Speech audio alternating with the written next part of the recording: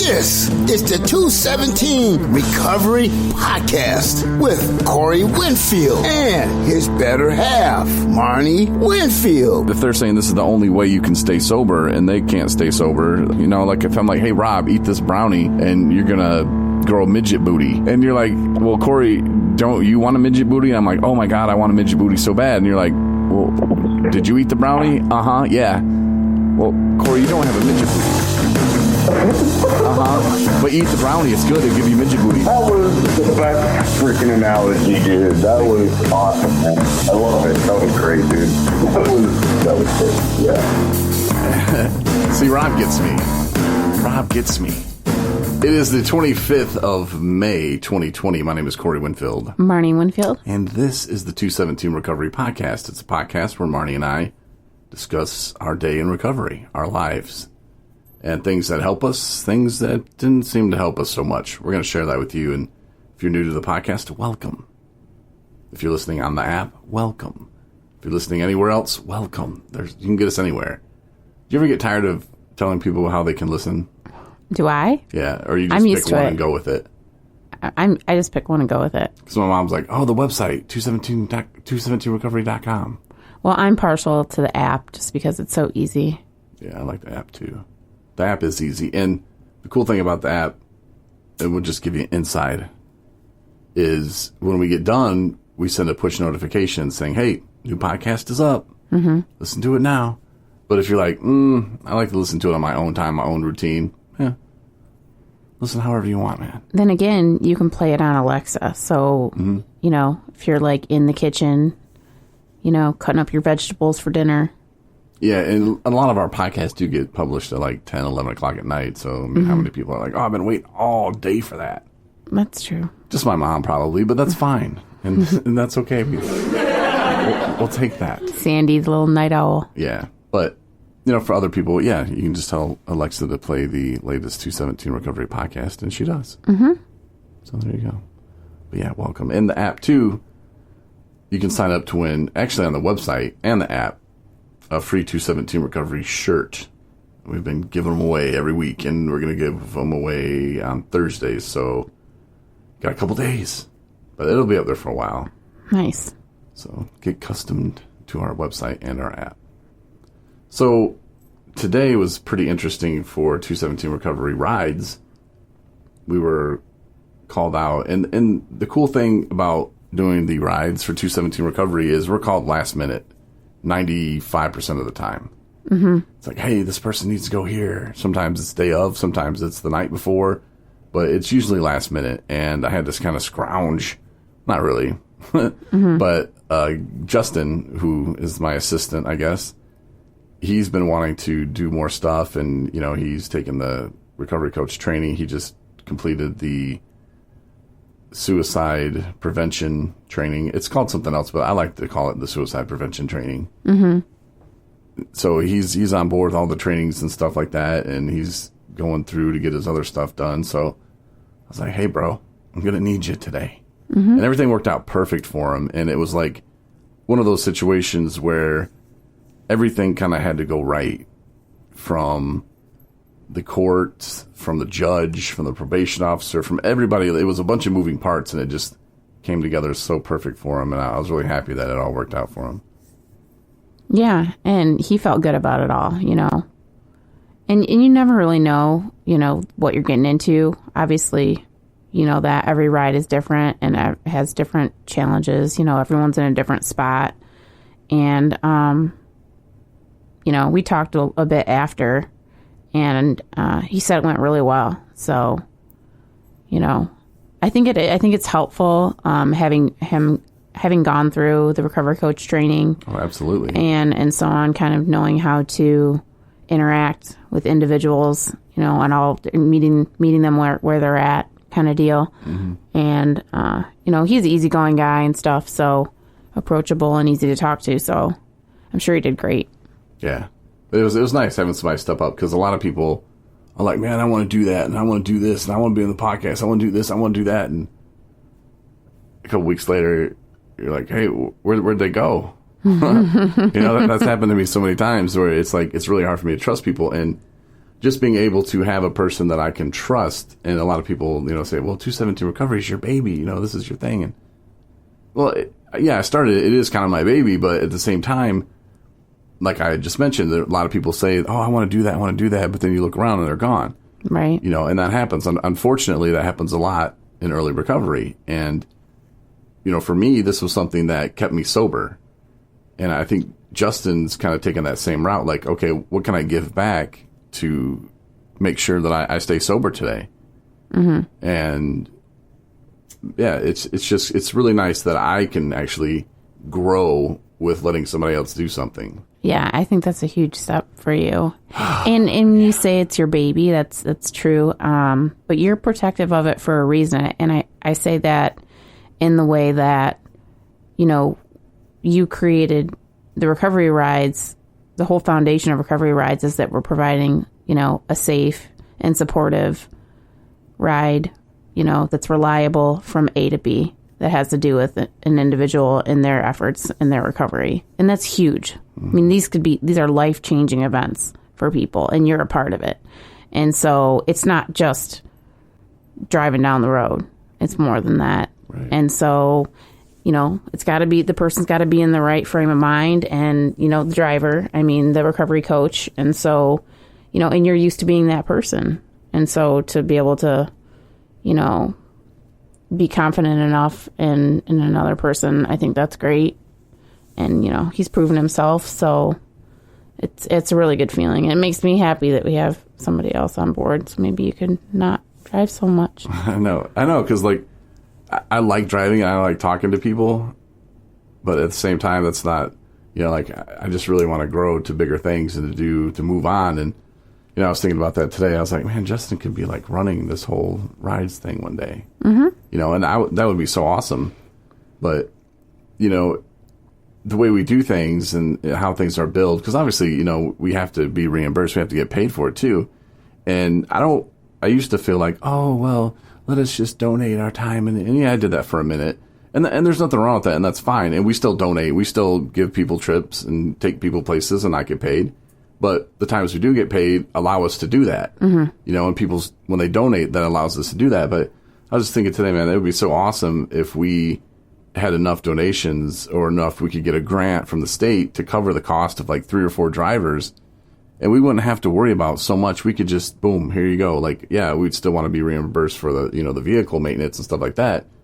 So we'd still charge that, but to not charge a trip charge and all this other stuff that we do so that we can cover the cost that we have. It would be amazing. Yeah. And I know there's enough. I know a lot of people drank last year, and that liquor was taxed. That weed is getting taxed too.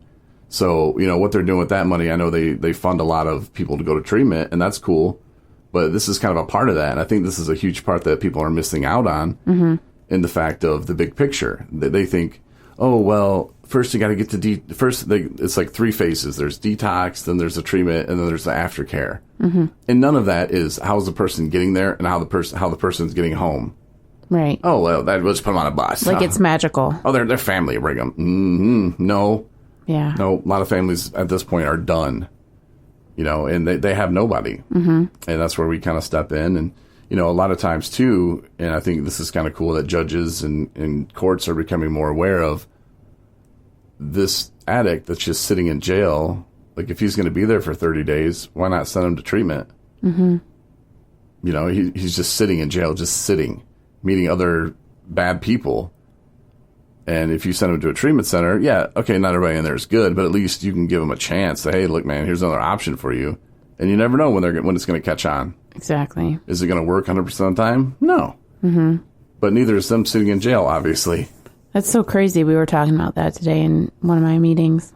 We were talking about how, the punitive system in terms of how judges handle addicts is putting them in jail. Mm-hmm. And that sometimes this is not coming from me. This is coming from people in this discussion that I was having with people that obviously have had experience in jail and said no, I learned where to get more drugs. And one gentleman said, and then after I had my next relapse, I found myself in the town that I was told about, asking for people I was told about that I had met in jail. And it just that easy. And that's scary. And it makes me sad and angry. Angry, too.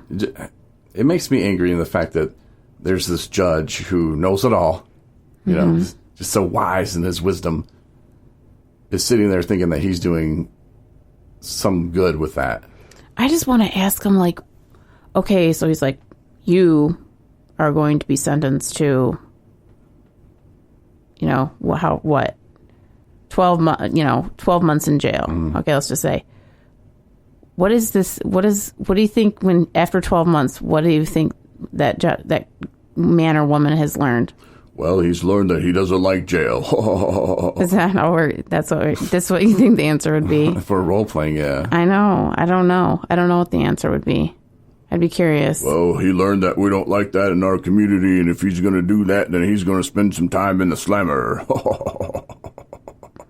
Or we don't give medications out correctly. So you think people don't do illegal things because there'll be consequences? Right. Just watch that 60 Days In show. You've seen that. Yeah, there's all kinds of stuff in there. And the jail is such a system of making money. I heard that, and then damn it, I wish I remember what jail it was.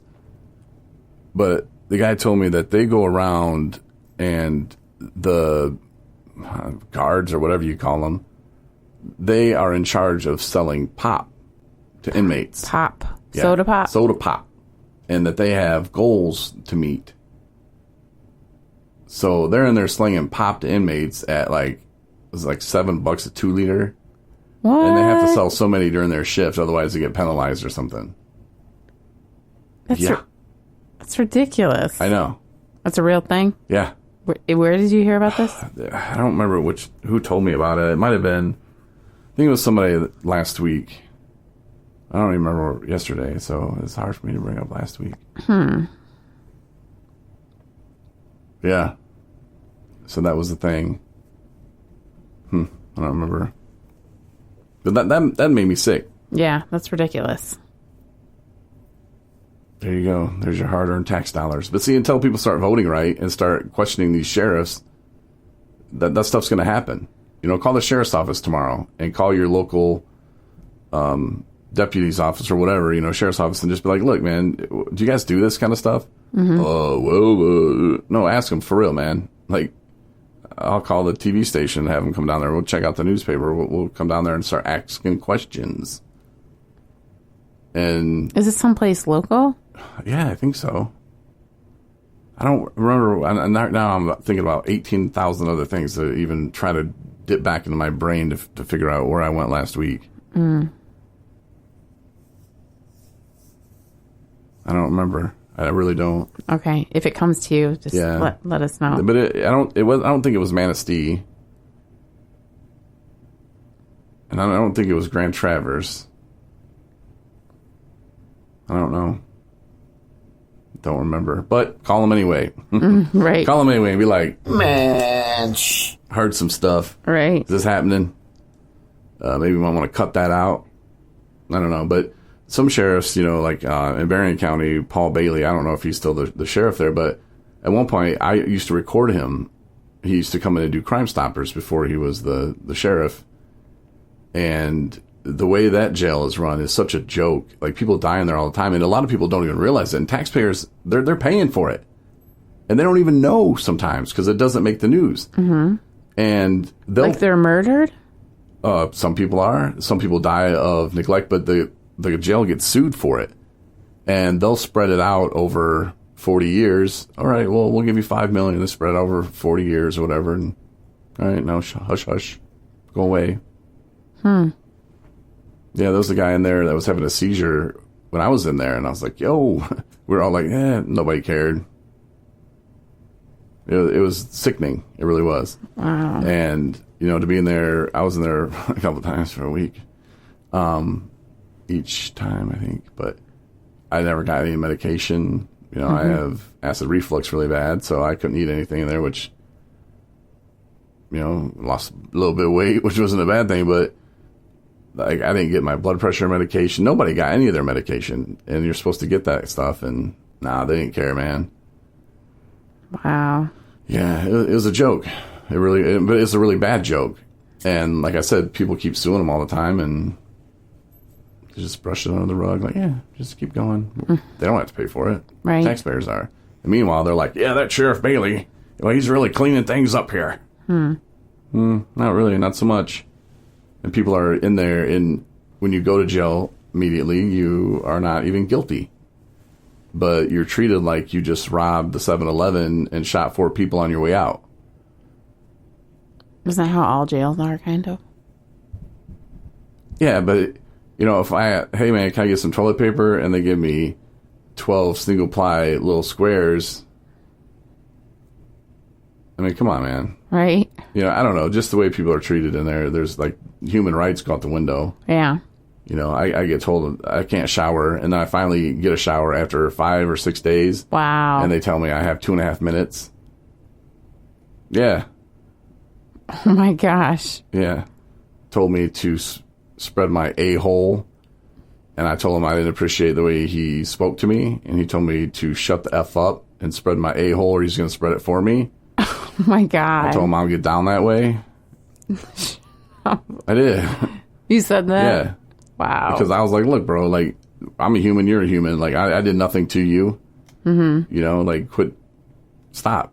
I don't know if that's some kind of asshole training that they go through. I don't think that's specific to Sheriff Paul Bailey's jail. If, again, he still is sheriff. I could look it up with a Google search probably. But if he is, well, that's Marion County's issue, and they have to deal with that. But yeah, all that stuff that goes on in jail is horrible, and it's not helping people with addiction. Do I want to go to jail? No. I mean, I get the fact of you can hold it over people's heads, like, hey, man, if you do this, you're going to go to jail. Okay. I mean, if you said, hey, you better do this, otherwise you're going to go back to the rehab center. Okay. Like, I get the whole punishment aspect of it. Yeah. But how about we focus more on the reward of it, Get some positive reinforcement. Right. Or at the very least, why don't you address addiction while you're in jail? Some kind of way. Out of all the money that they spent and still spend on people going to treatment, if they had a program where they said, look, man, you got busted, or you came to us, or whatever, you have an addiction, we're going to create this job for you, and it's going to pay $45,000 a year, and this is what you're going to do.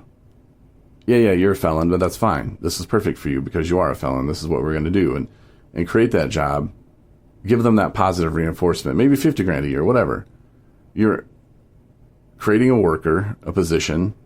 You'll get something done. I don't care if it's picking up trash on the side of the road, and he won't care. He's getting $50,000 a year. Like, there's something that needs to be done somewhere. And just create these opportunities for people instead of just, oh, well, you're out, get out, you have nothing, see ya. Or, yeah, here, go to rehab. Yeah, when you get out, what do you get? Nothing. Maybe in a couple of years, your mom will forgive you and you can talk to her again. Oh, yeah, sounds wonderful. But some actual incentives. So vote for me, Corey Winfield, in the next election. Thanks. I forgot to announce that I'm running for something. I'm just not sure yet, but just you write me in. Whatever. President, vice president, whatever you're voting for, just write me in for something. Treasurer, probably not. You'd hate that. I mean, I would love spending people's money, but I think then they would want me to keep records of it, and that's where they would lose me.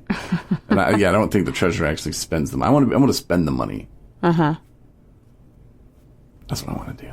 On good stuff, not just buying boats and stuff, but like actually spend it, and then look back and go, wow, we created that. Like, now homeless people have a place to live. And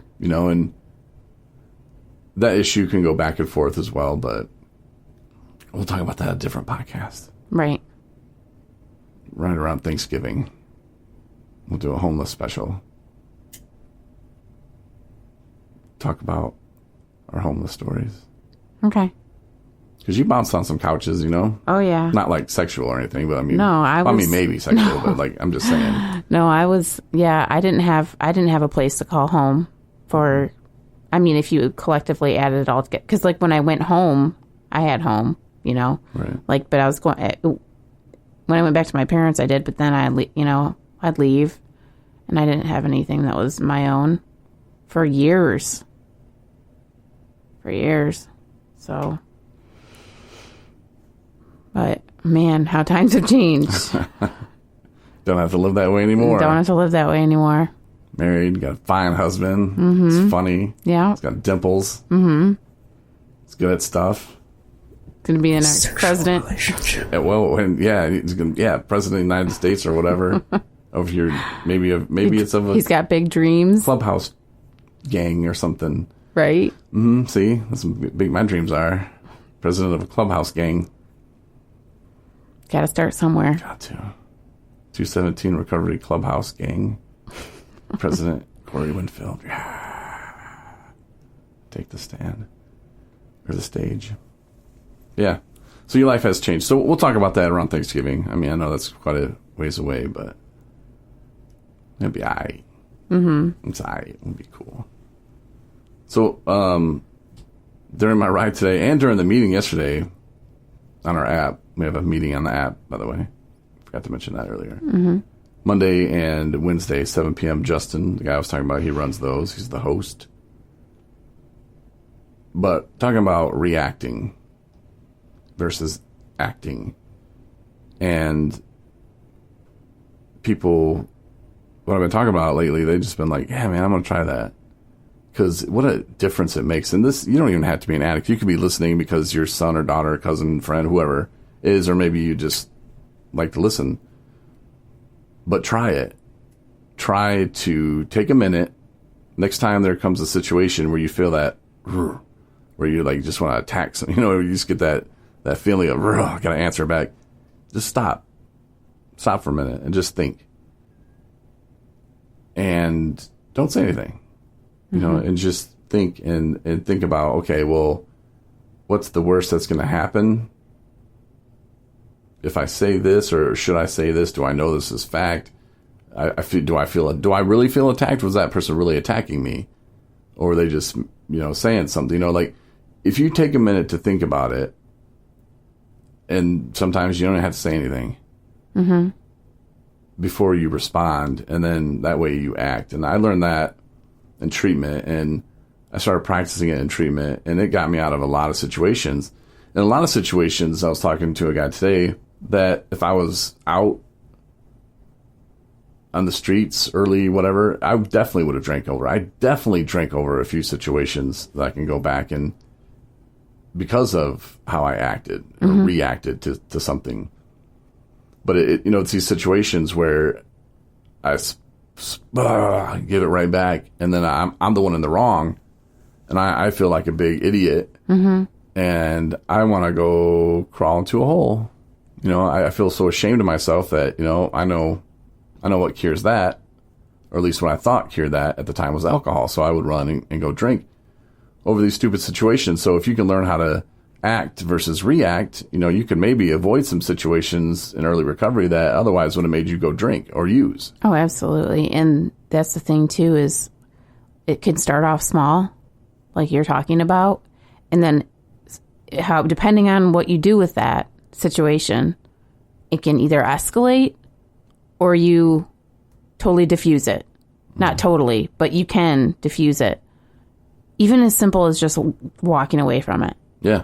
Even as simple as, even if you're just like, oh, I so wanted to say blah, blah, blah, that'll go away. That crap will go away. But if you do say that, then you don't know what to expect, because you're not in control of other people's responses. Especially like you're saying, it's the worst when we were addicts. I mean, we are addicts now, but when we were active in our addiction, it was way worse.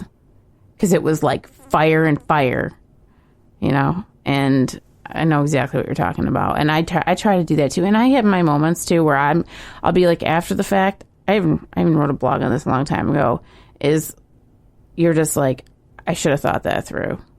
Like, I really should have caught myself.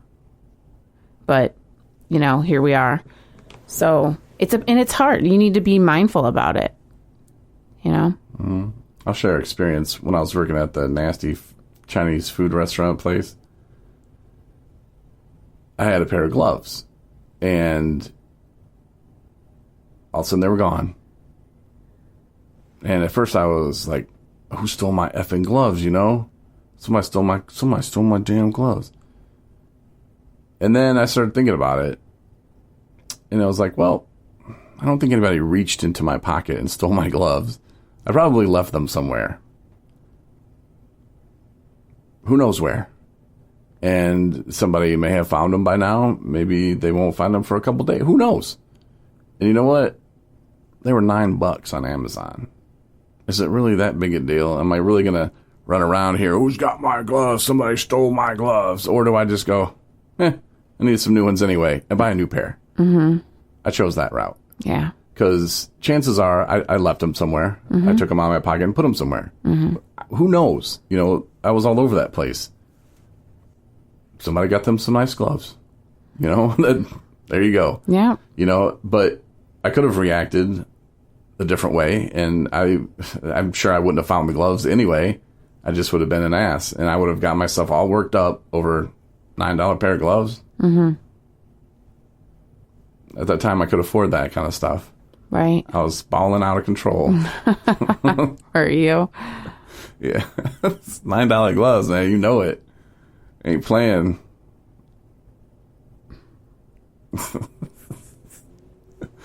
They were nice for $9, though. They're warm. Sounds like a good buy. I like them. Now I buy them every year. There you go. Because I'm really balling now. Donate them. Nah. But that's just a little example, though. But just try it. I'm telling you, it'll change your life, and it'll get you out of a lot of situations where you'll go back and look and go, oh my God, I'm so glad I didn't react that way. I'm going to send Corey a check for $1 million because that's what it was worth to me. And 217 Recovery can prosper, and they can get a bunch of drivers. Thank you for that, by the way. That's how it's going to happen. It's my time machine. I looked into the future. That's what happens. So. Thanks, Rob. Appreciate it, bro. But is there anything else you would like to bring up today about your day in recovery? I had a busy day, and I guess there's been, I guess let's talk about like the work environment in general. Is that teamwork's important no matter where you are, in terms of your placement and your job, and oftentimes you have to kind of work together to get things accomplished, even if it's not necessarily like in your job description, or you have to work a little extra, or,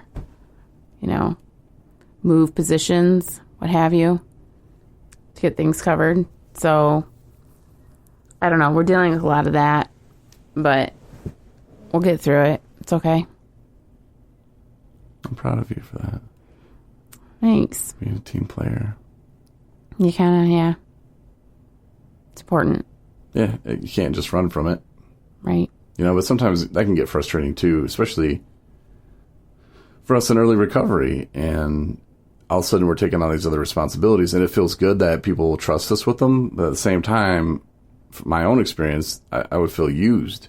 Like, man, they're using me here. And I was kind of talking about that earlier when I was like, I used to think that, we have to donate everything because we're giving back. No, doctors getting paid, therapists getting paid, psychiatrists getting paid, people getting paid.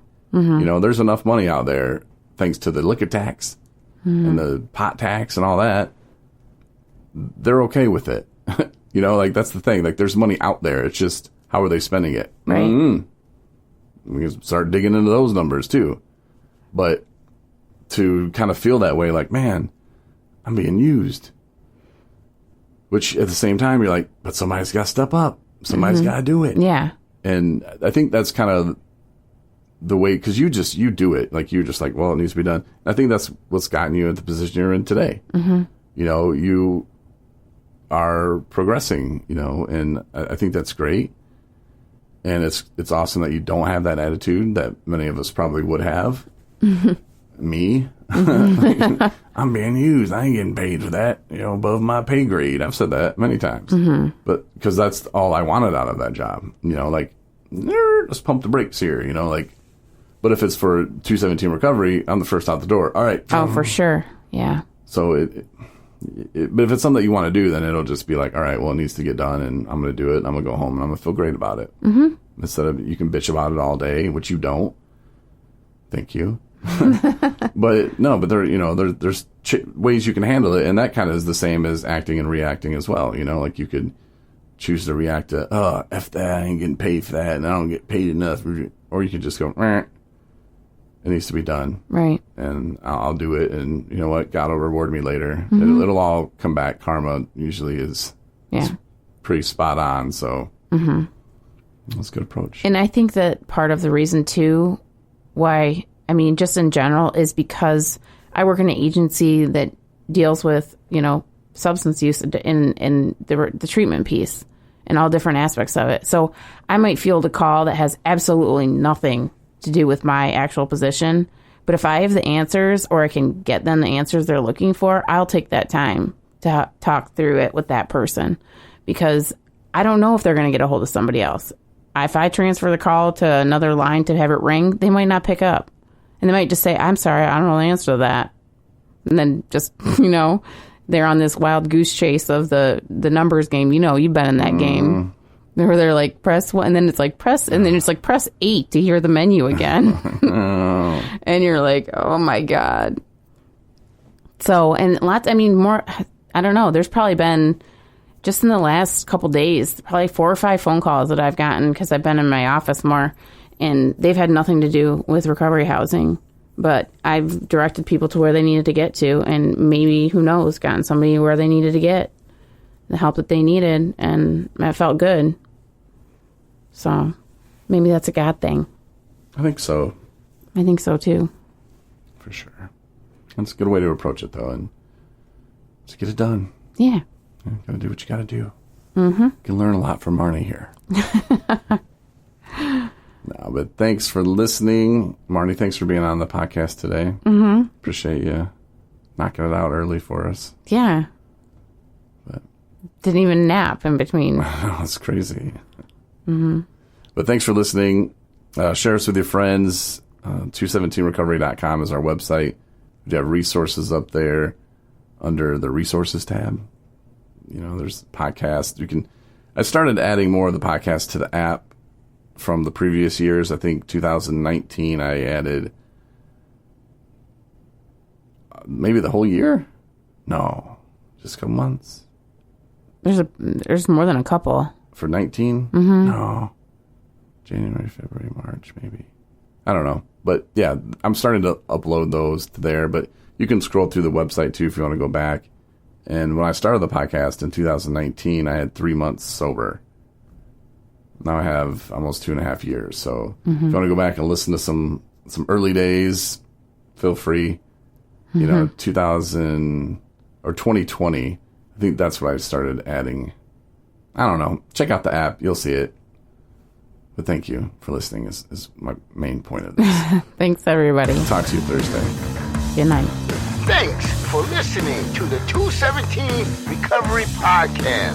For more episodes plus bonus features, download the 217 Recovery app.